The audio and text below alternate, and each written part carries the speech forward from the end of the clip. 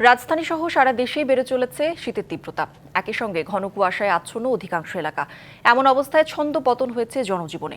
চুয়াডাঙ্গায় বইছে মৃদু শৈত্যপ্রবাহ। সকালে জেলার সর্বনিম্ন তাপমাত্রা রেকর্ড করা হয়েছে 9.7 ডিগ্রি সেলসিয়াস। হিমেল বাতাসে স্বাভাবিক জীবনযাত্রা প্রায় থমকে গেছে। কনকনে ঠান্ডায় সবচেয়ে বেশি বিপাকে খেটে খাওয়া ও ছিন্নমূল পরিবারগুলো।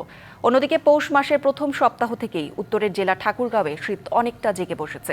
ঘন কুয়াশার কারণে সকাল গড়িয়ে বেলা 11টা পর্যন্ত সূর্যের দেখা মিলছে না। সকালে সর্বনিম্ন তাপমাত্রা রেকর্ড করা হয় 10.5 ডিগ্রি সেলসিয়াস। এছাড়া পঞ্চগড়ের সর্বনিম্ন তাপমাত্রা রেকর্ড করা হয়েছে 11 ডিগ্রি সেলসিয়াস। রাতভর বৃষ্টির মতো ঝরতে থাকা কুয়াশায় ভিজে গেছে পিচ ঢালা পথ। সঙ্গে উত্তরের ঝিরিঝিরি বাতাসে দাপট।